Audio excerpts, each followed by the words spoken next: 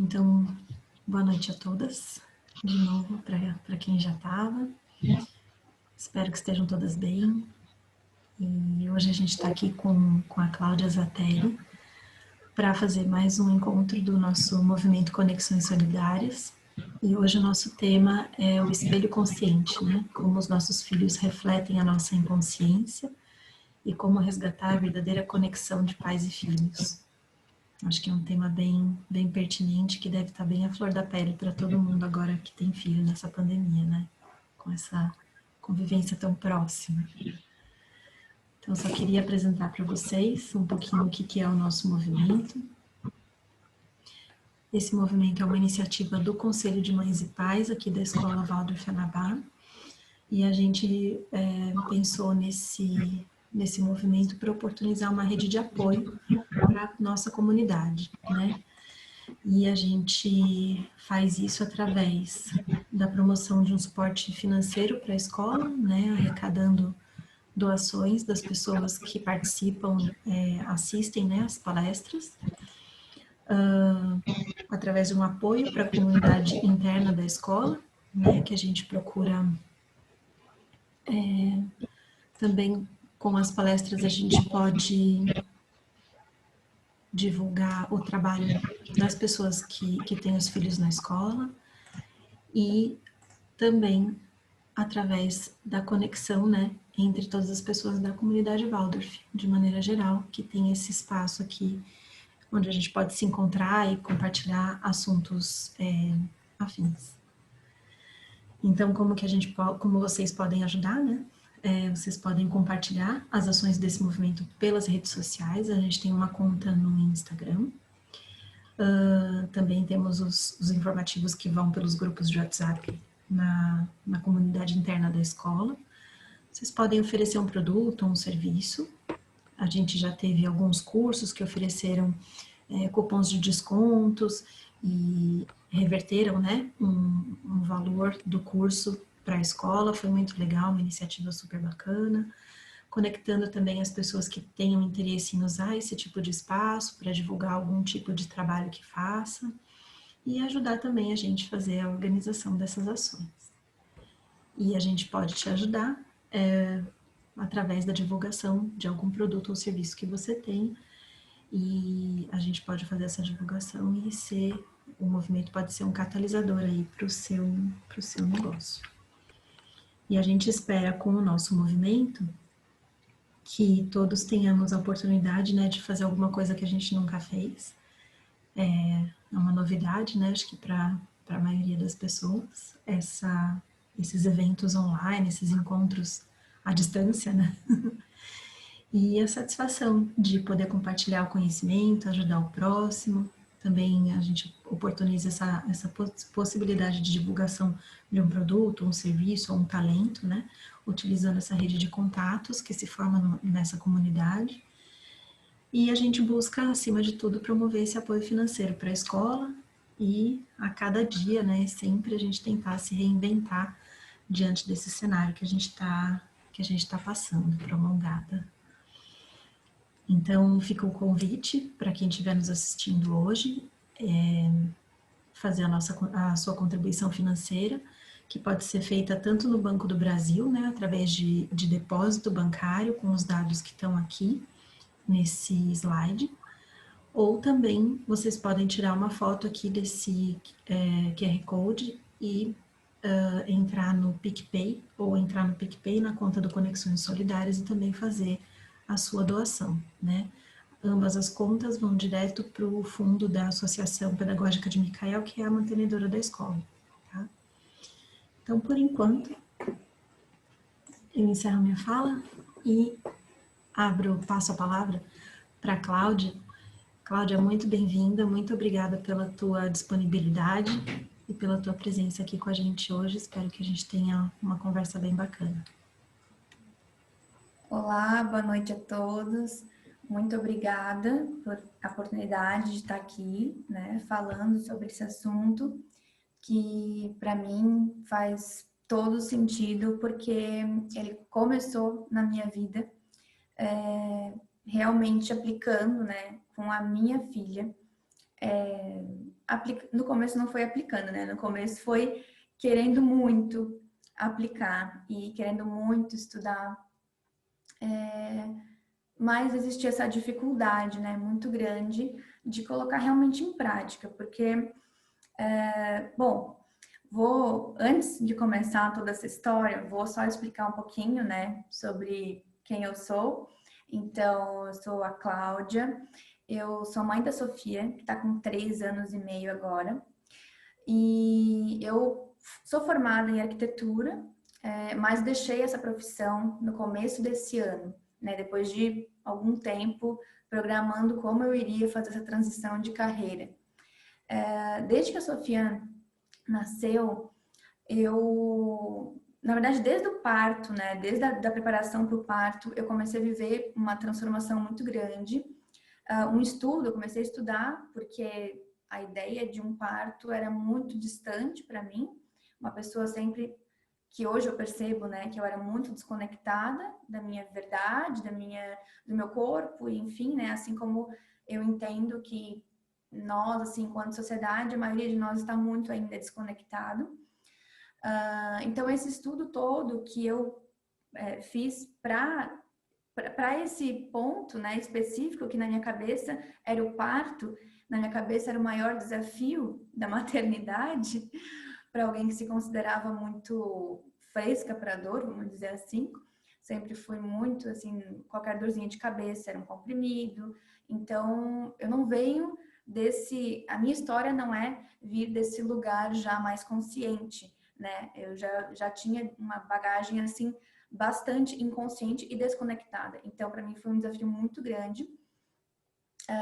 Mas, depois da experiência, né, que eu vivi, muito do que eu lia, eu achava que era exagero sobre o parto em si. Eu achava que jamais eu iria conseguir ter um parto como aqueles que eu lia nos relatos. E entendi, né, na minha própria experiência, que eu realmente não iria ter uma experiência igual àquela, porque cada uma tem a sua própria experiência e vive o que precisa viver dentro da sua própria história, né? Mas, de qualquer forma, eu aprendi muito naquele dia sobre que a gente pode expandir, que a gente pode ir muito, mas muito além dos limites que a gente coloca, né, para nós mesmos e daqueles limites que a gente acredita como tendo. Então, foi lá que começou a minha jornada. E lá eu achava que eu tinha conquistado, né, conseguido alcançar a minha maior meta e o maior desafio. Só que, na verdade, eu percebi, né, conforme a Sofia foi crescendo, que aquilo ali foi só um pequeno, né, um pequeno testezinho, assim, bobinho, perto do que seria realmente, né, a maternidade. Então, conforme a Sofia foi crescendo, eu fui tentando estudar cada vez mais, buscar para realmente entender aquele mundo, porque eu nunca entendia as crianças antes disso. Eu era totalmente desconectada do mundo infantil.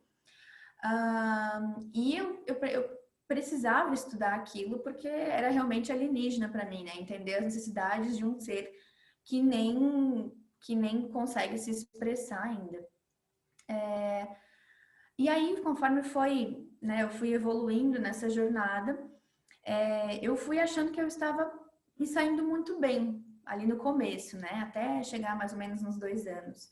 Eu participava dos grupos de estudo que a pediatra da Sofia oferecia, então eram grupos de estudos com mães, de livros muito legais, assim, para a gente olhar para nós mesmos, né?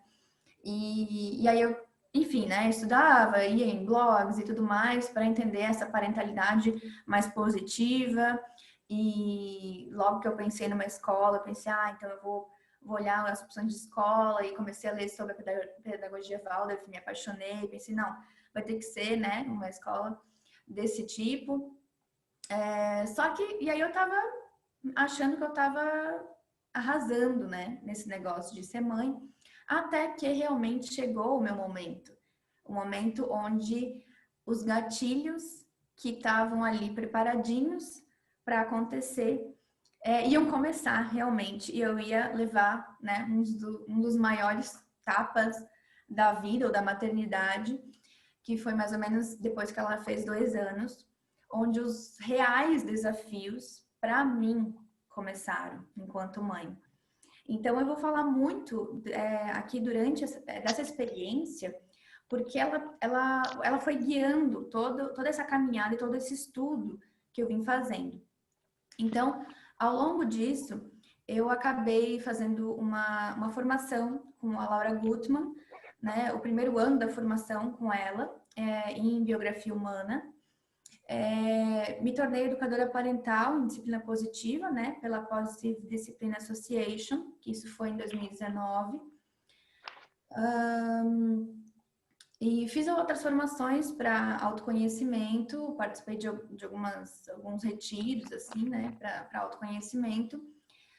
Só que tudo isso, apesar de me ajudar em alguns aspectos, em outros aspectos estava me deixando cada vez mais afundada num processo de autocobrança e de culpa por não conseguir ser aquela mãe que eu estava idealizando e que eu achava que minha filha merecia, depois de tudo que eu tinha lido.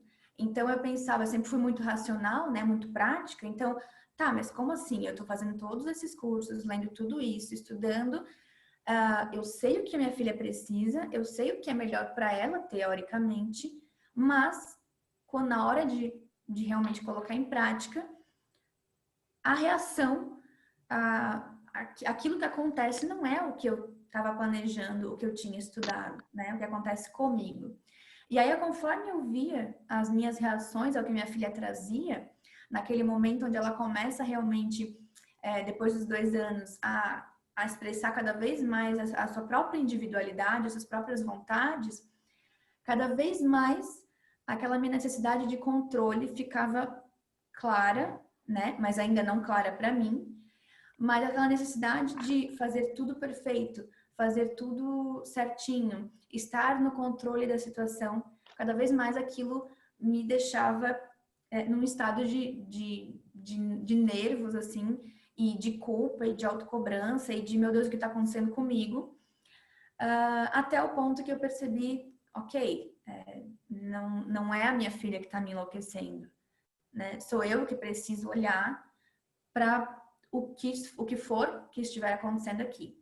E nisso eu já fazia terapia há muito tempo, eu já participava dos grupos de estudo que me ajudaram muito, mas eu fui em busca de algo a mais, porque eu cheguei num ponto onde eu já nem conseguia mais ler nada sobre disciplina positiva, sobre qualquer coisa, eu estava literalmente de saco cheio, de me sentir mal, de me sentir não capaz de ser aquela mãe que eu queria ser.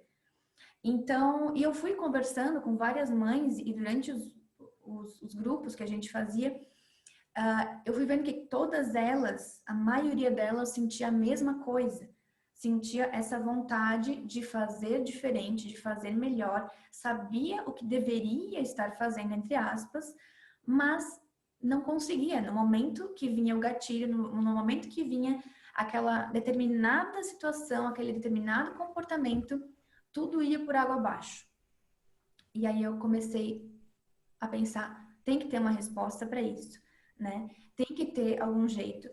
E aí foi que eu descobri, né, que eu li e pela primeira vez um livro que estava há 1 ano na minha prateleira e que eu estava me recusando a ler, porque eu não aguentava mais ler sobre a criação de filhos e não consegui botar aquilo em prática. Então, eu peguei esse livro no começo da pandemia, Pais e Mães Conscientes, da Shefali Tsabari. E eu pensei, lá vai eu para mais uma jornada de como não conseguir ser a mãe que você quer. E esse livro foi diferente. Em algum momento, ele foi totalmente diferente de tudo que eu tinha lido até então. Não sei se porque eu já tinha estudado um monte de coisa, tinha um monte de coisa aqui fermentando e ele veio para dar a cartada final, mas de alguma forma foi diferente. Foi ler ele, começou a me trazer uma paz de espírito. E aí eu fui cada vez mais procurando sobre o que era essa parentalidade consciente. E hoje eu tô me formando, né? Tô fazendo o curso, a formação em parentalidade consciente, no método de parentalidade consciente, com a Shefali Tsabary. Eu fui atrás disso, porque eu pensei, é isso, né? Se esse livro me ajudou dessa forma, se eu estava tão perdida, eu quero estudar isso, eu quero ajudar outras pessoas a também entender o que acontece dentro delas, para que elas não consigam colocar em prática algo que para elas é tão importante, né? Porque eu acho que todo mundo vai concordar que a gente considera os nossos filhos, né? E ser o melhor que a gente pode para eles é a coisa mais importante. Só que muitas vezes a gente se atropela e nesse querer fazer melhor, a gente acaba entrando em processos que nos deixam cada vez mais reativas, controladoras, e querendo, vamos dizer assim, colocar excesso de intervenção na vida deles, né? Então, o que a gente vai falar é sobre o que é essa parentalidade consciente. Claro que eu vou dar muito por cima, né? Uma pincelada, porque é um assunto extremamente extenso, né? Mas eu vou falar, assim, dos pontos principais dessa parentalidade consciente. Então, um dos pontos que eu entendi nesse livro e que antes eu não estava percebendo é que estudar para a gente ser pais e mães melhores não pode estar focado nos comportamentos dos nossos filhos. Essa foi a grande sacada. A maioria das coisas que eu tinha lido até então focava nos comportamentos do filho, como entender esse comportamento e como mudar o nosso comportamento sobre o comportamento deles.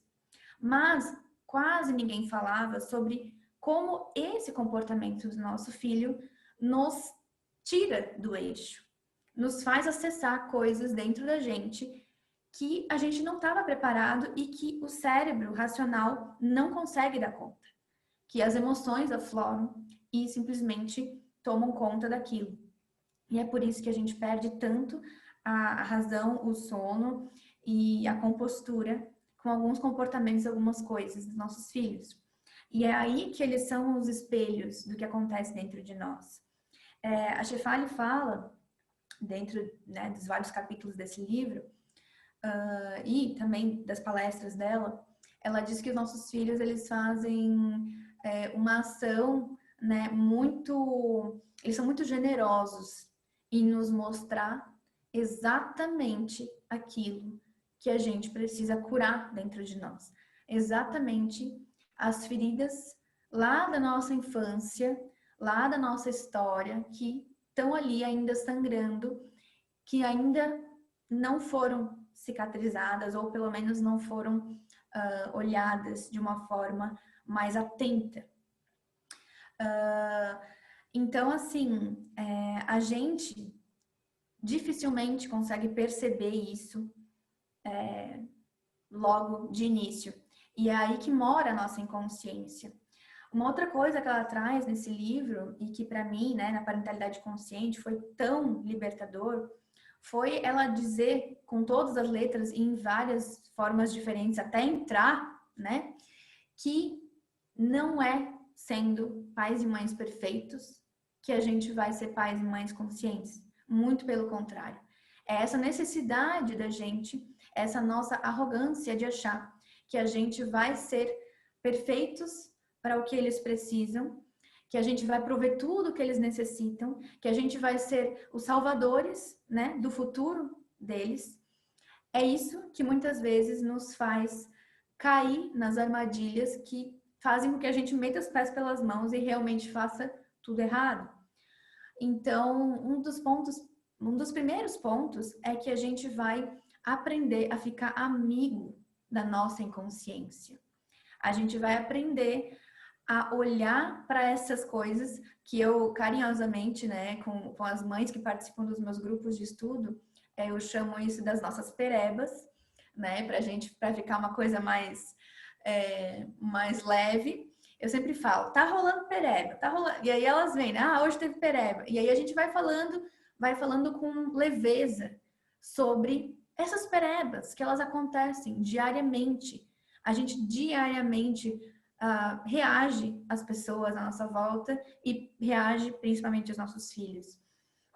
Então,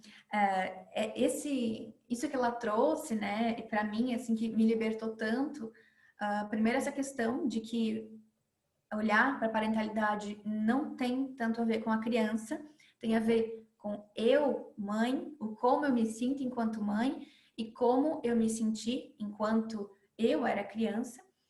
E também essa questão da gente entender que a nossa inconsciência, as manifestações que a gente tem, que a gente considera erradas, são as maiores informações, são os tesouros, né? As joias que a gente precisa olhar. Porque é naquela reação, é naquela explosão, e é naquele grito que eu vou conseguir entrar fundo para entender e para acessar aquela ferida. Então, uma das coisas que a gente entende, né, dentro da parentalidade, e que eu sempre gosto de falar, de deixar bem claro, assim, né, esses conceitos para as mães, são conceitos de dentro da abordagem consciente, tá? Então, não sei se vai ficar diferente de alguns conceitos que possam existir fora dessa abordagem. Mas dentro da abordagem consciente, a gente considera que o ego, né, esse ego que a gente tem enquanto pais e mães em relação aos nossos filhos, essas manifestações, esses comportamentos que a gente tem com eles, essa reação que a gente tem, esse sentimento, essa emoção que aflora quando eles fazem determinada coisa, esses são mecanismos que a gente tem de sobrevivência para que a gente consiga proteger essa nossa criança interna, que muitas vezes, que a maioria das vezes está cheia dessas feridas que não foram vistas.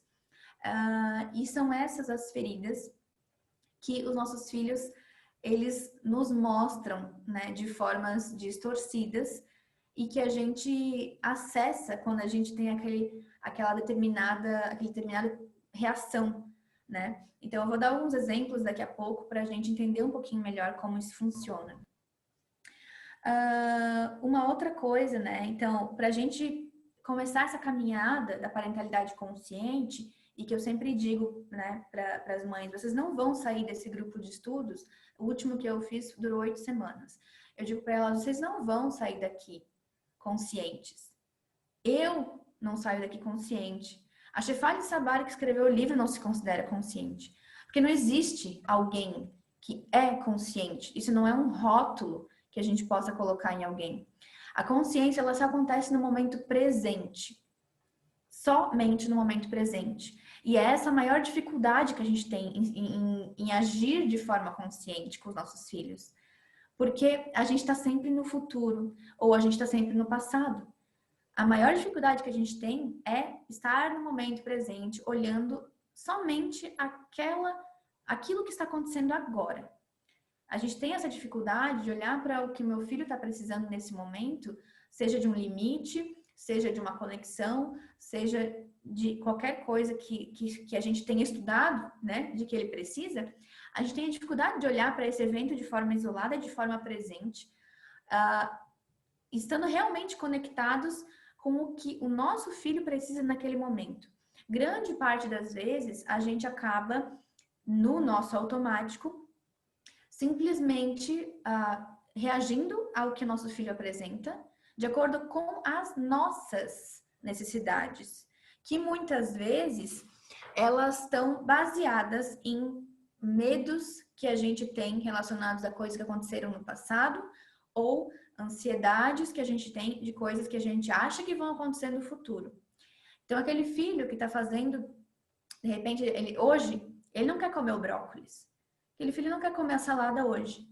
Mas aí, a nossa cabeça já começa com milhares de discursos de que o meu filho vai se tornar uma pessoa que vai se alimentar de McDonald's pro resto da vida. A gente pula para conclusões, a gente pula para situações que são, naquele momento, se a gente for parar para perceber e para estar presente, a gente vai perceber que são o nosso ego tentando nos proteger, tentando nos mostrar os perigos do que pode estar acontecendo.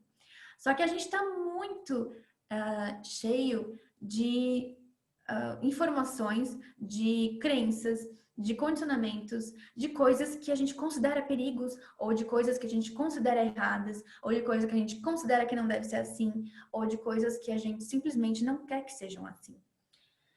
E aí a gente tem essa dificuldade imensa de simplesmente, naquele momento, entender que é só uma criança que não está com vontade de comer uma verdura naquele momento. E que isso não significa tudo aquilo que está passando na nossa cabeça. E que a gente não precisa reagir como se a gente estivesse tentando impedir a Terceira Guerra Mundial, né? Mas a gente cria esses imensos problemas porque a gente está sempre focado numa atmosfera de escassez, de medo, de perda, de falta. E isso são assuntos que estão sendo abordados por vários tipos de viés, assim, a gente fala hoje isso, estou falando aqui no viés da parentalidade, mas a gente fala, né, é o assunto da moda, falar sobre escassez. E a gente vive numa sociedade que é muito escassa, né? A Brené Brown, no livro dela, A Coragem de Ser Imperfeito, ela fala muito sobre vulnerabilidade, sobre a cultura de escassez, sobre como a gente tem isso plantado na nossa sociedade hoje. O medo, a falta, a dificuldade, né? E o que tudo isso gera? Quando a gente acredita que se a gente não colocar a nossa mão em tudo, se a gente não controlar tudo, se a gente não planejar tudo, se a gente não estiver de olhos abertos para tudo, tudo vai dar errado ali na frente. Então, a gente tem dentro da nossa cabeça, a gente tem várias dessas histórias rodando, e tudo isso nos faz realmente acreditar naquele cenário catastrófico que a gente coloca. Então, quando nosso filho está no mercado e ele faz aquele away porque ele não consegue controlar, né, aquela frustração que ele está tendo naquele momento, a gente, ao invés de estar no momento presente, olhando para a necessidade do nosso filho naquele momento, que quando a gente estuda, a gente percebe que é ou de colocar um limite, ou de fazer alguma questão de conexão e redirecionamento, dependendo do que for que a gente precisa naquele momento, a gente tem dificuldade de fazer isso. A gente primeiro entra no nosso ego, na nossa vergonha do que os outros vão estar pensando, no nosso medo do julgamento alheio, no nosso medo de não sermos pais e mães bons o suficiente para o nosso filho e que os outros nos vejam dessa forma. E aí, ao invés de eu reagir ao meu filho naquele momento, conforme ele precisa e conforme eu, o adulto da relação, né, eu reajo como uma criança também, com raiva, ou com medo, ou com uma vergonha absurda do que está acontecendo, sendo que é só mais um dia com uma criança. Então, a gente não percebe como grande parte das vezes que a gente está se relacionando com os nossos filhos, a gente acaba indo lá para nossa criança e a gente acaba reagindo de acordo com como a nossa criança, às vezes de 5 ou 6 anos de idade, reagiria. A gente faz isso não só com os nossos filhos, a gente faz isso quando a gente quer falar alguma coisa com o nosso chefe, quando a gente precisa conversar com o nosso parceiro sobre alguma coisa. A gente, quando começa a perceber, a gente tem esses tipos de reações sobre as coisas que não são muito controláveis, né? Chamado vida, chamado viver em sociedade. A gente acaba tendo muita ansiedade sobre tudo isso. E a gente tem dificuldade de colocar o nosso adulto para lidar com as situações.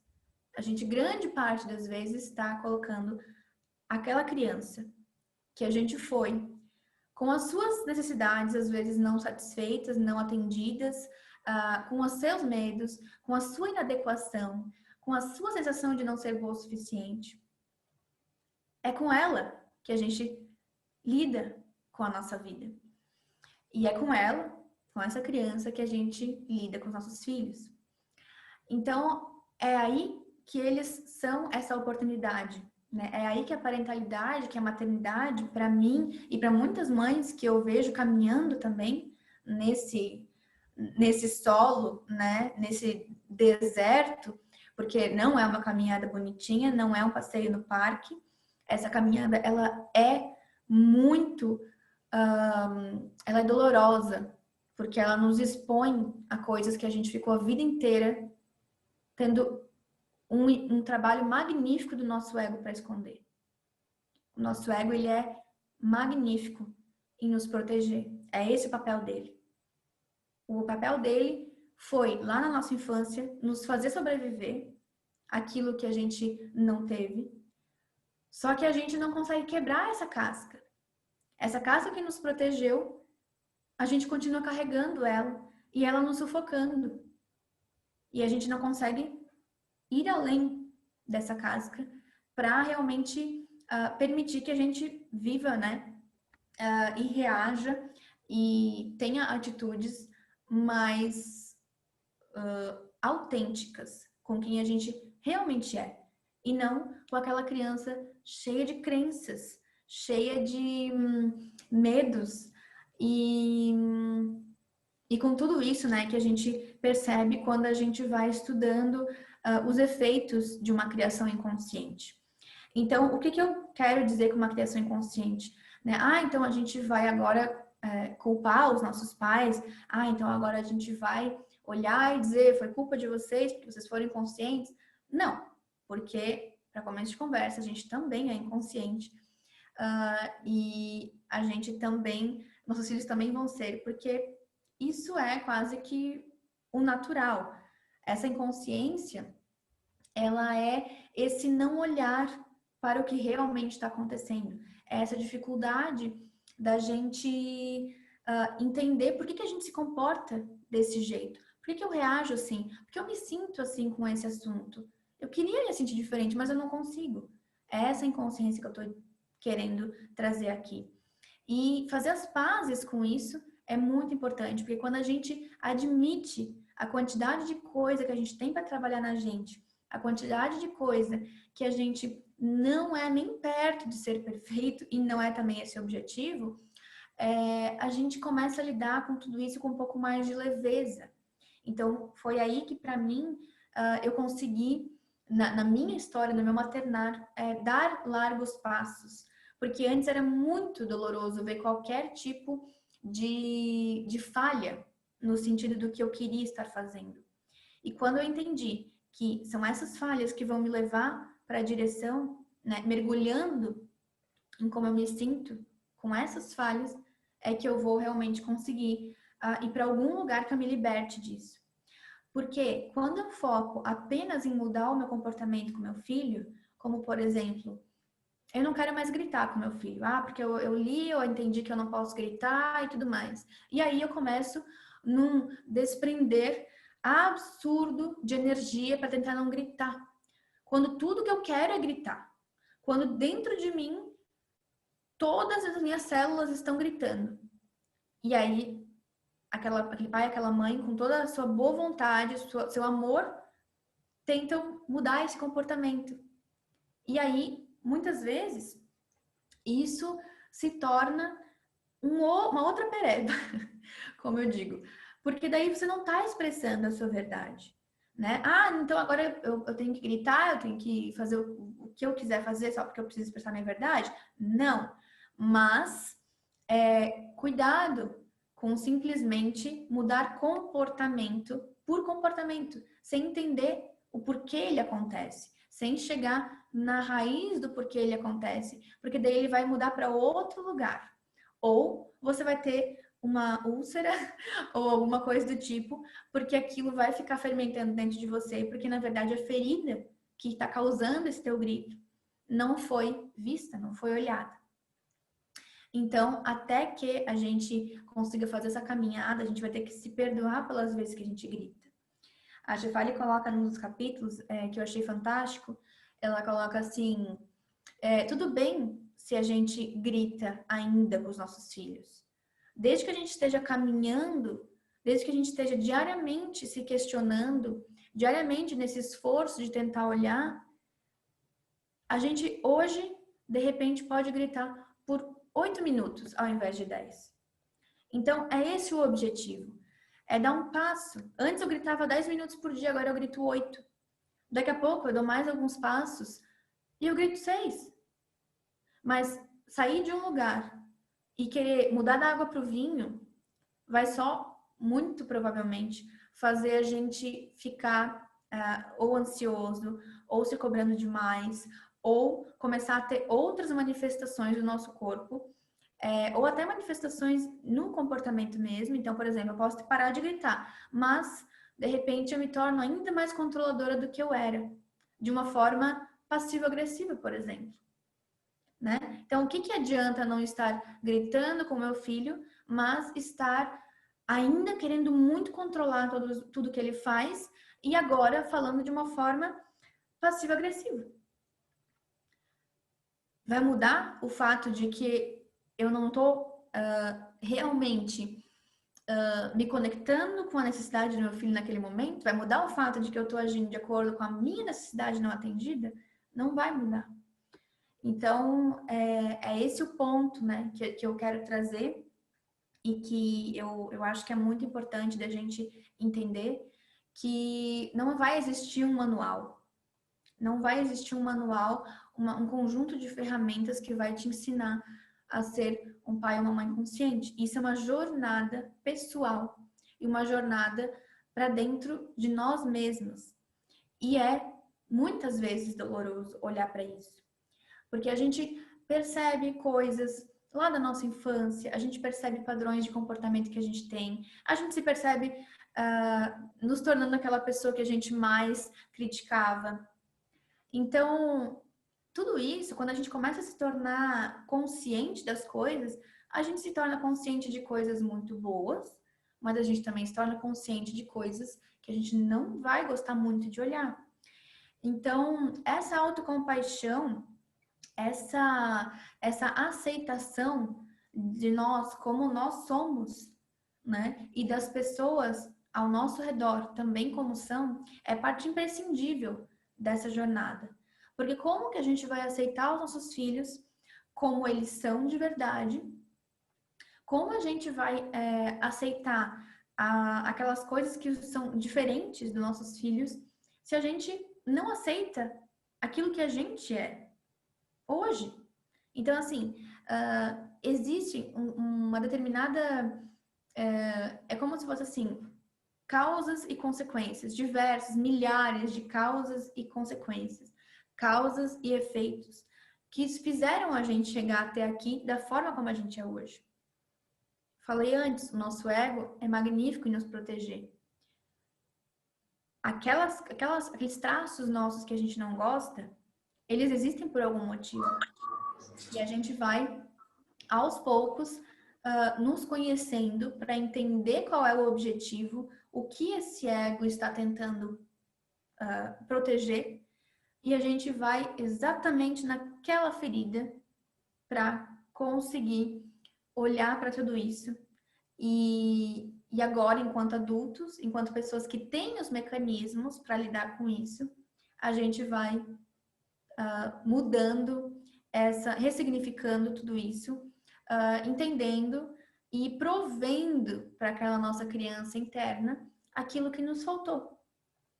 Porque aquilo que nos faltou, os nossos pais, vocês podem ter certeza que faltou muito mais para eles, né? Sempre existe essa relação. A gente, assim como a gente tá aqui soltando nossas perebas, nossas expectativas em cima dos nossos filhos, nossos pais também tiveram os mesmos mecanismos para sobreviver, que também, né, dos pais deles, que também tiveram os mesmos mecanismos para sobreviver dos pais deles, que também tiveram, que também tiveram, que também tiveram. Então, não é uma questão de colocar culpa em alguém, é uma questão de olhar agora, no momento presente, para o que eu sou e para o que eu posso fazer com tudo isso que eu estou olhando. Entendendo que, como diria a Laura Gutman, ela diz que nunca vai ser mais doloroso olhar para essas feridas do que foi realmente lá na infância. É doloroso olhar para algumas coisas hoje?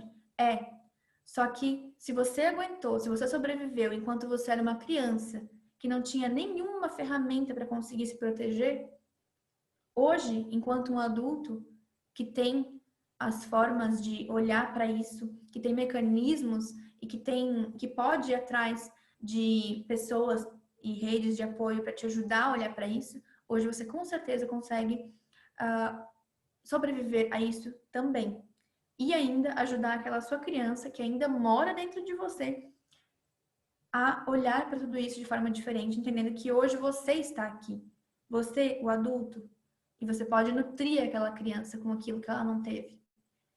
E assim a gente começa a perceber ao longo da caminhada, isso não é do dia para a noite, isso é uma caminhada, né? Diariamente a gente olhando para como a gente vai se comportando, nos voltando para o momento presente, fazendo as perguntas, né? Tem uma pergunta muito importante que eu sempre gosto de relembrar.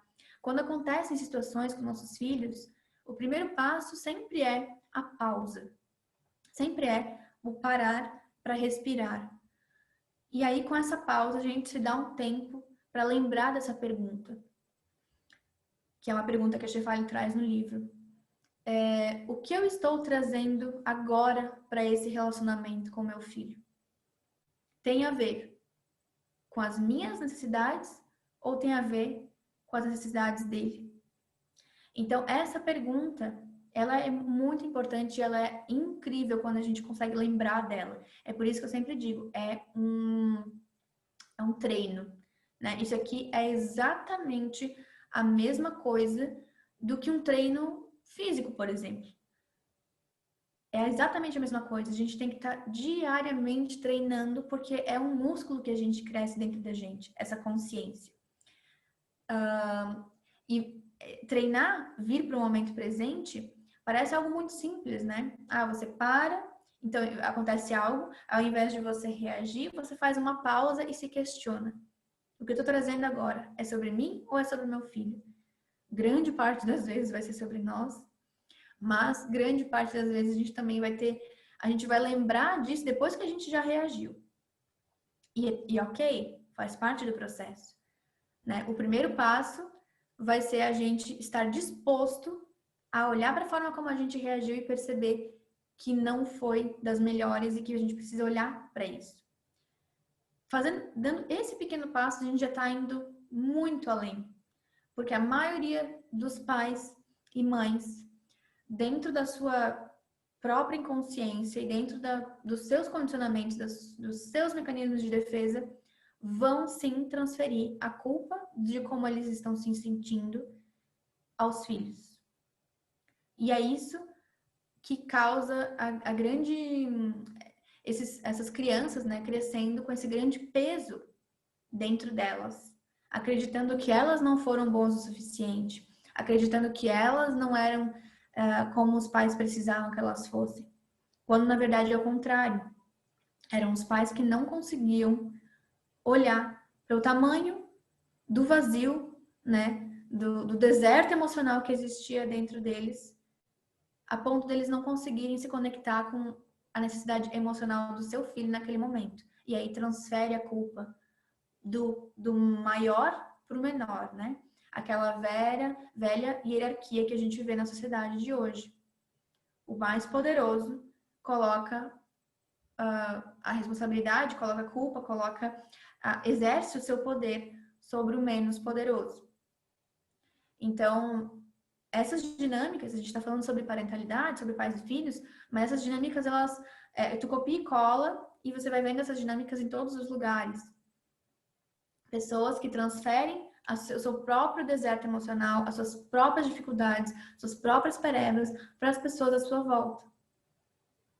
Porque é muito doloroso olhar. E aí, então, né, eu vou continuando aqui na minha pauta, porque eu faço uma pauta, gente, e eu vou para onde eu quero. Eu não tô nem aí para a pauta que eu mesma fiz. Eu vou voltar aqui. Então, eu coloquei aqui um exemplo, né, para a gente entender um pouquinho melhor. Então, por exemplo, um pai ou uma mãe que quando, lá na sua infância, foi criado por pais autoritários, por exemplo, muito autoritários, de repente, sei lá, um estereótipo, né, aquela família de militares, por exemplo, que costuma ter essa relação, né, muito aquela autoridade dentro de casa. esses pais, quando crianças, eles podiam se sentir tão sem voz, tão sem ser vistos, sem ter alguém para contar emocionalmente, porque a maioria das pessoas que a gente vê que tiveram infâncias, vamos dizer assim, boas dentro do que a gente enxerga como bom, né, com pais que proveram aquelas coisas, ou até tinham até dinheiro, tiveram essas questões materiais, essas questões físicas, estruturais, ok. Mas, ainda assim, isso não impediu que muitas dessas crianças crescessem com praticamente nenhum apoio emocional, que é a parte que elas mais precisam enquanto crianças, né? Então, esses pais que lá na sua infância tiveram uma criação autoritária, não se sentiam vistos, não se sentiam aceitos, não se sentiam nunca bons o suficiente, nunca era bom o suficiente, a culpa era sempre deles, eles não eram ouvidos, eles não... É quase como se ele... Sabe aquele jogo de café com leite, quando as crianças... Brincadeira de criança que a mais novinha é sempre a café com leite? Não, o que ela faz não vale na brincadeira, porque ela é tão novinha que não... É assim que muitas vezes as crianças se sentem dentro da sua própria casa, diante de suas próprias necessidades emocionais. Elas se sentem como se o que elas estão trazendo não vale, não tem importância, não tem significado, tudo é besteira. Essas crianças ouvem que, você não precisa chorar por isso, isso é besteira, né? Ou, enfim, vocês devem aí ter vários também exemplos e lembranças de como é não se sentir visto, validado, aceito, pertencente dentro da própria casa, ou dentro da própria família, ou dentro da própria escola. E aí, essa criança, hoje, se torna pai ou mãe. E aí, ela consegue alguns caminhos para lidar, né? Ela tem, assim, as suas próprias estratégias para lidar com a sua própria falta de voz. Então, ou ela vai repetir aquele mesmo padrão de querer ser autoritário, de querer ser a autoridade perante o filho, que foi o que ela recebeu lá na infância, é o que ela sabe fazer, ou ela vai se tornar permissiva, porque ela vai estar, de novo, repetindo aquela mesma história que ela sempre se sentiu, a forma que ela sempre se sentiu, sem voz, sem autoridade, sem ser vista ou ouvida. E ela repete esse padrão com os próprios filhos, não conseguindo se posicionar, não conseguindo colocar limites dentro daquela casa, porque ela não encontrou essa voz dela. Nunca ela pôde ter essa voz. E aí, isso acaba assim, esses padrões que a gente começa a repetir, né, diante da nossa própria dificuldade de enxergar como foi e como isso, no momento presente, continua sendo, a gente tem essas máscaras, né, esses mecanismos aí que a gente usa para continuar repetindo os padrões. E é assim que eles passam de geração em geração. Aí, esses pais vão fazer isso com esses filhos. Acreditando, nem por um segundo pensando que eles estão fazendo algum mal para o filho. Acreditando que é assim que é. Acreditando que é assim que eles conseguem ser. Que esse é tudo o que eles podem dar. E muitas vezes quando a gente não consegue acessar, quando a gente não vai a fundo, muitas vezes realmente só o que a gente pode dar. Porque a gente realmente não tem daquilo dentro da gente. Então, é um trabalho realmente exige muito tempo, exige uma construção de um novo eu, uma construção de habilidades que eu não tinha, que eu não tive, que eu não aprendi a construir.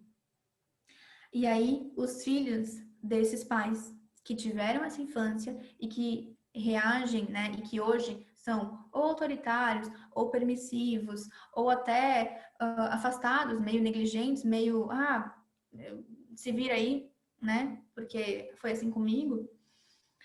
esses filhos eles acabam também podendo se tornar, de repente, aquele filho que é a famosa criança anjo, que é a criança que faz tudo como os pais querem. Ela é magnífica, é aquela criança que não incomoda, ela é um anjo na terra. E os pais falam com grande orgulho do fato de que o filho é um anjo, faz tudo certinho, estuda, faz o que os pais mandam, arruma o quarto, lava a louça, sei lá. Coloquem aí o que para vocês seria um filho anjo. E essa criança, ela começa a atender, ela vira o gifted child. Tem um livro sobre isso da Alice Miller, que eu acho que é o drama da criança bem dotada, uma coisa assim, né? Não lembro exatamente do nome em português. O drama da criança bem dotada, algo assim. E ela fala que essa criança, então, em inglês é gifted, né? Que na verdade seria quase como se fosse abençoada. A criança que ela não é bem dotada no sentido cognitivo, no sentido de ser um gênio. Ela é aquela criança que ela tem tanta capacidade de se conectar com o que não existe emocionalmente nos pais, que ela começa a prover isso para os pais. Ela começa a preencher essas lacunas e ela perde sua própria autenticidade para fazer exatamente o que os pais esperam que elas façam, porque no fundo elas sabem que esses pais não têm dentro deles essa capacidade de ser os adultos. Então, elas se anulam, elas literalmente começam a ser o que é dito para elas que elas precisam ser. E elas perdem toda a sua energia criativa, a sua energia vital, a sua energia realmente autêntica e essencial para prover dentro daquela família um equilíbrio. Ou essa criança pode se tornar o outro lado do espectro, que é a famosa criança terrível. E aí a gente olha sempre, né? Mas essa criança é muito boazinha, ela é muito realmente boa.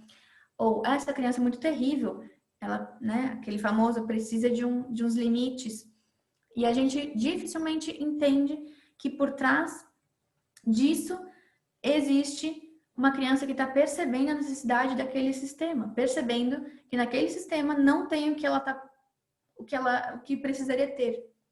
E aí, por exemplo, essa criança que é terrível, que está sempre sendo contra, que está sempre querendo colocar a sua opinião, a sua vontade, ela está tentando desesperadamente mostrar para esses pais que ela precisa de um limite, ela precisa de um comando, ela precisa que eles se mexam, ela precisa que eles tenham voz. E aí, se a gente não olha, a gente simplesmente não percebe isso e rotula a criança como, ela é muito difícil mesmo, não consigo dar conta dessa criança. Aí, de repente, vai, né, coloca numa terapia, diz para a psicóloga dar um jeito, e sempre sem olhar, né, o que eu tô fazendo com essa relação? Por que aquela grande pergunta, né, por que meu filho tá trazendo isso? O que eu tenho a ver com isso? A maioria de nós tem medo de se fazer essa pergunta. Mas o que eu posso dizer é que só quando a gente começar a realmente entender o quanto a gente influencia os nossos filhos, o quanto a gente impõe a eles a nossa verdade, a nossa expectativa, os nossos medos, as nossas faltas, é que a gente vai começar a entender que tudo que eles apresentam como desafios para a gente, ou desafios em geral, tem um poder gigantesco de nos mostrar coisas que a gente não estava enxergando dentro de nós. Então, assim, tem até uma frase que eu separei aqui, do Rudolf Steiner, que eu achei bem interessante. Ele diz assim: a nossa mais elevada tarefa deve ser a de formar seres humanos livres que sejam capazes de, por si mesmos, encontrar propósito e direção para as suas vidas. Capazes por si mesmos de encontrar propósito e direção para as suas vidas. Mas o que a gente faz com nossos filhos? a gente está o tempo inteiro querendo dizer para eles qual é a direção, qual é a próxima direção. A gente está o tempo inteiro querendo controlar se eles vão ou se eles não vão comer X quantidade de beterraba ou de brócolis naquela refeição. Ah, então quer dizer que agora eu não preciso mais olhar e incentivar meu filho? Não. Mas calma.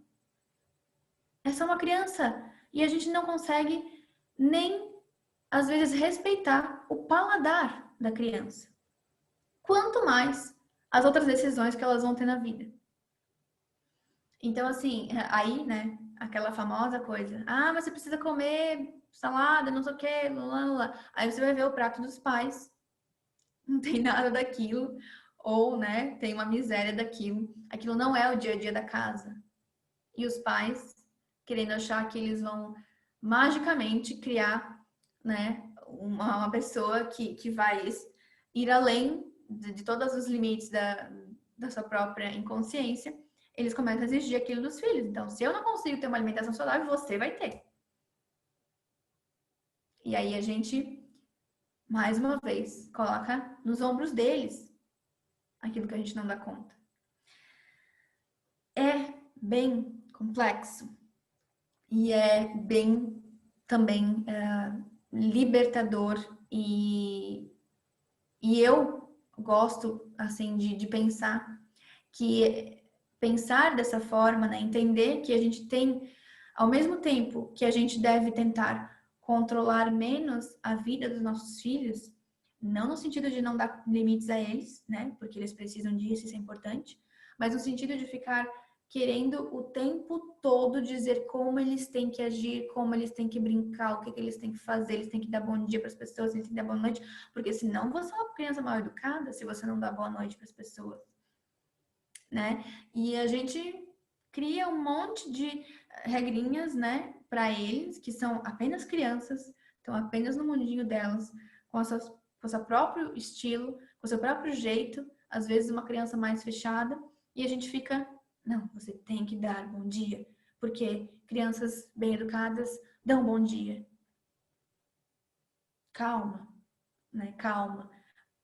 Você está entendendo como essa criança está se sentindo naquele momento? Por que ela não está dando bom dia? Não, a gente não quer saber. A gente só quer que ela dê o bom dia, porque a gente quer ser a boa mãe. A gente quer que os outros digam, olha só como ele é educado, o filho da fulana. Ah, o seu primo, olha lá, não fez arte lá, fez não sei o quê. Então, assim, tudo isso, né, a gente vai falando e parece assim, dá duas coisas, né? Vem o anjinho e o diabinho. O anjinho diz que, ai, que ótimo, então você tem o que fazer, você pode olhar para isso tudo, e você pode se tornar uma pessoa mais consciente e tudo mais. E o diabinho vem com aquela coisa de, tá, mas então assim, agora você vai começar a questionar as coisas e você vai se tornar a pessoa diferentona e você, né, vai ter que lidar com o julgamento dos outros e, enfim. É muito realmente difícil o começo e, enfim, né, todas as partes dessa caminhada, porque diariamente a gente descobre umas novas perebinhas aí pra gente olhar. Mais com o tempo, eu posso dizer assim, por experiência própria, que com o tempo a gente começa até a dar risada de algumas coisas que antes para nós era simplesmente difícil demais de sequer abrir a boca para falar sobre aquilo. Então, é um caminho, é um passo de cada vez, né? Então, só para a gente terminar, deixa eu ver o que mais aqui eu posso pegar, porque de novo eu saí totalmente do meu script. Deixa eu tomar uma água. Então, eu coloquei aqui, né, sobre como então a gente começar a restaurar essa conexão com nossos filhos, porque grande parte das vezes a gente está assim desconectado com o ser realmente essencial deles. Muito porque a gente está desconectado do nosso próprio ser essencial. A gente vive na reação. Ação, reação, ação, reação, ação, reação. A gente não chega no ponto de entender o que a gente realmente quer. Sabe aquela história da pessoa chegar aos 35, 40, 50 anos de idade e ficar pensando, meu Deus do céu, o que que eu fiz na minha vida até agora? Como é que eu vim parar aqui? O que que eu tô... É exatamente isso. É esse automático, é essa desconexão com as nossas reais vontades, que começam lá na infância, quando a gente é podado por ter uma vontade. Quando a gente é dito que a gente está fazendo uma coisa errada por ter uma vontade. Quando a gente é, não diretamente, mas dentro de nós, a gente se sente ameaçados a perder o amor dos nossos pais se a gente não reprimir algumas vontades, algumas coisas que vêm de dentro do nosso ser mais genuíno. Então, a gente vai aprendendo a desconectar de tudo isso, né? E o primeiro passo, então, para a gente começar a reconectar de essência para essência, né? E não de ego para ego, que é o nosso padrão comum quando a gente está no automático, é a gente fazer as pazes, né? Com nós mesmos, fazer as pazes com essa inconsciência, entender que a gente vai sim agir de forma inconsciente várias vezes, que a gente não vai se livrar e nem é para se livrar totalmente do nosso ego, é só para a gente estar consciente de que ele está ali, consciente de que ele está muitas vezes nos levando para caminhos que não é o que a gente realmente quer. Segunda coisa é a gente começar a escrever, a nos fazer perguntas todos os dias, né? O que eu tô fazendo nessa relação? Quando meu filho age de tal forma, como eu me sinto? Então, começar a realmente ter um diário, um lugar, ou você pode escrever até no seu próprio telefone, lá no bloco de notas, o que no dia de hoje me irritou no comportamento do meu filho, ou me deixou com medo, ou me deixou ansiosa. Comece a escrever tudo isso. Comece a escrever quais são essas características, o que isso realmente está querendo me mostrar. Aos poucos, a gente vai aprendendo a olhar para isso e fazer novas perguntas, né? Lá no meu Instagram, que é claudia.zatelli, né? @claudia.zatelli, eu tenho vários conteúdos sobre parentalidade consciente e eu faço, né? Algumas vezes eu faço essas perguntinhas lá nos posts para a gente poder entender. Dentro dos grupos de estudo também sempre tem um exercício para a gente fazer tarefas, né? Exercícios práticos de responder coisas, para a gente começar a entender o que se passa na nossa cabeça, para a gente sair desse automático, né? Uma outra questão importante, começar a observar nossas emoções, né? Começar a ficar amigos das nossas emoções. Então, muitas vezes o que a gente faz quando a gente se sente ansioso, triste, com raiva ou até meio deprimido, a gente quer rapidamente fugir daquele estado emocional. A gente quer se livrar daquela sensação que é desconfortável. E a gente faz isso, e aí a gente está perdendo uma grande oportunidade, porque todos os nossos sentimentos, nossas emoções, elas trazem informações importantes sobre o que é importante para mim, sobre o que é importante eu olhar em seguida, e a gente fica, né, devorando um pote de sorvete, vendo maratona de Netflix, conversando com alguém, bebendo um vinho, saindo para fazer qualquer coisa, menos estar com aquela sensação desconfortável. Então, isso, claro, é todo um outro papo, né, sobre inteligência emocional e tudo mais, mas é um ponto importante começar a permitir essas sensações existirem, entendendo que elas não são nem boas nem ruins, elas só estão trazendo informações, elas são nós mesmos trazendo informações para nós mesmos. E a gente foge dessa informação que nós mesmos criamos. E aí, a gente reprime isso e essas informações vêm cada vez de um jeito diferente. Daqui a pouco aparece uma doença, né? Daqui a pouco aparece um surto de qualquer coisa e a gente vai cada vez mais se desconectando. Então, começar a ficar amigos dessas emoções e simplesmente tentar observar elas. Não é fácil, não é algo que a gente vai sair fazendo e ficar mestre nisso em nem um mês, e nem um ano, e talvez nem numa vida. mas é algo para a gente estar lembrando sempre de lembrar. Lembrar de lembrar, né? De quando a gente está sentindo algo, não correr, não fugir. Porque exatamente esses desconfortos a gente também costuma querer evitar que os nossos filhos sintam. E aí, eles também, lá na vidinha deles, vão aprender a fugir dessas emoções. Porque a gente diz para eles que eles não precisam ficar tristes, eles não precisam chorar. Ah, não fique assim. Ah, logo vai passar.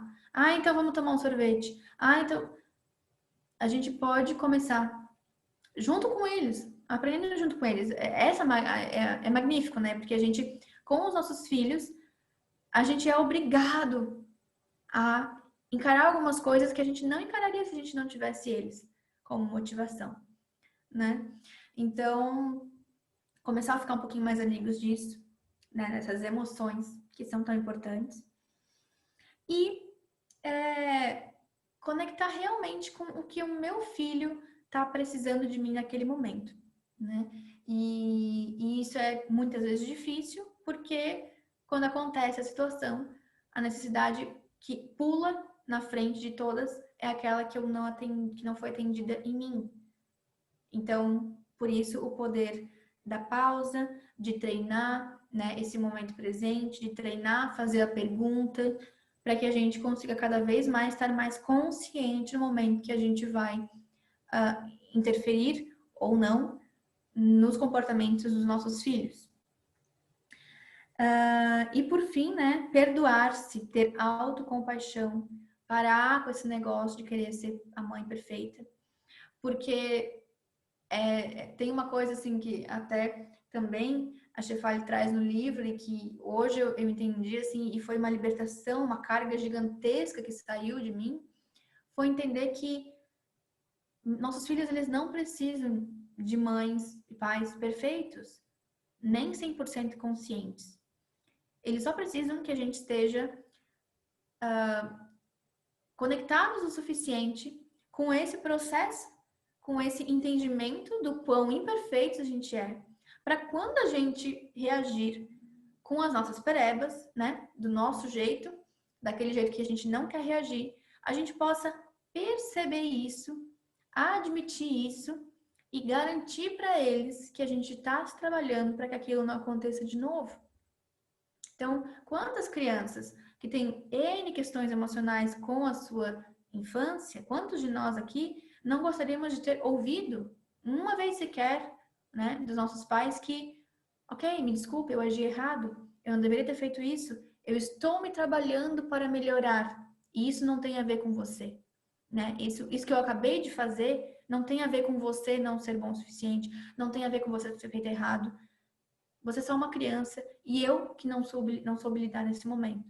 Então, quão diferente poderia ser o diálogo interno dessa pessoa se ela tivesse escutado isso dos pais dela quando eles erraram? Então, é isso, assim. Primeiro, a gente perdoar o fato de que a gente vai errar. Dizer palavras doces também para nós mesmos, não só para os nossos filhos. Acho que é isso, assim, né? De entender que não é o rumo, não existe esse objetivo da perfeição. Ele não é o objetivo porque é simplesmente uma ilusão, né? A gente é seres humanos, a gente erra e a gente só precisa começar a estar um pouco mais ciente disso que acontece. Então, eu vou terminar lendo aqui uma frase também do Rudolf Steiner, que hoje eu dei uma pesquisadinha em umas frases do Rudolf Steiner, que eu peguei aquelas que fazem sentido, né, com esse tema. Muitas fazem, inclusive a pedagogia Waldorf faz todo sentido, está muito alinhada, né, com a parentalidade consciente, mas eu peguei essa aqui também para finalizar, né. Então, ele diz assim: no momento em que desculpares algumas de tuas fraquezas perante si próprio, estarás pavimentando o caminho para a tua evolução. Então, eu acho que é esse, assim, o grande, né, a mensagem para hoje. Apesar da gente perceber o quanto a gente influencia eles, o quanto a gente é responsável por muitas coisas que eles vão carregar para o resto da vida, mas também ter esse olhar de autocompaixão e de desculpar as nossas fraquezas, porque assim a gente também vai estar sendo mais tranquilos para desculpar as fraquezas dos nossos filhos. Então, é isso, eu fico aberta, passo a palavra então para Fernanda. Muito obrigada. Pessoal, então só retomando aqui, divulgando novamente as maneiras com que vocês podem contribuir financeiramente através do depósito bancário ou pelo PicPay. Os dados estão aqui na tela. E eu queria também divulgar as outras iniciativas. Primeiro, o próximo encontro, daqui 2 semanas, a gente vai ter um encontro no dia 18 de novembro, às 8 horas, com o Marco Goulart, que vai falar sobre investimentos. Vai ser um bate-papo bem interessante também. E agora, então, divulgando as outras iniciativas, né, que a gente tem dentro da Escola Anabá, para o apoio da escola nesse momento. A gente tem o Sebo do Quintal da Ilha, que funciona ali no Itacurubi, no Quintal da Ilha. Então, vocês podem doar livros ou passar lá e adquirir livros. Toda a renda é revertida para a escola. O Brechó do 8º ano, que inclusive nesse sábado, agora dia 7, vai ter um brechó presencial. Então, sigam o Brechó .8.2020 ali no Instagram. Tem todas as informações. A renda está sendo revertida para o Fundo Solidário de Professores e Funcionários da Escola e também para o Fundo do Teatro do 8º ano, que é o tradicional teatro do 8º ano da Escola Anabá. Outra iniciativa é o Fios e Papos, que é uma iniciativa das turmas do jardim, né, da educação infantil, jardim maternal, que você pode contribuir doando peças de artesanato, né, ou participando dos encontros que acontecem pelo Meet à noite para, como se chama, confeccionar, né, peças que vão ser depois vendidas também com a renda revertida para a escola. A rifa do 11º ano está acontecendo também, eles têm um site que está aqui nessa imagem, e também tem um canal, um perfil no Instagram. E o leilão, que também tem um perfil no Instagram, euquero.leilão, é outra iniciativa que tem trazido, né, diversos itens aí para serem leiloados com a renda totalmente revertida para a escola Anabá. Então, por hoje é isso. Eu queria deixar aberto o espaço agora para quem quiser fazer algum questionamento para a Cláudia, trazer algum depoimento. O microfone fica aberto para a gente conversar um pouquinho.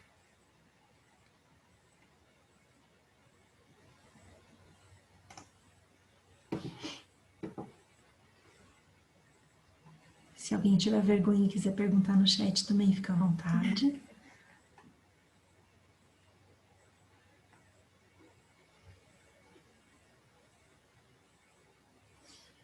E não sei se alguém vai se aventurar aqui numa perguntinha.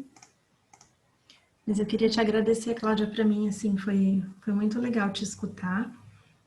Eu já tinha alguma familiaridade com o tema, já li algumas coisas que, inclusive, que você citou aí, alguns autores, algumas autoras, né, todas mulheres.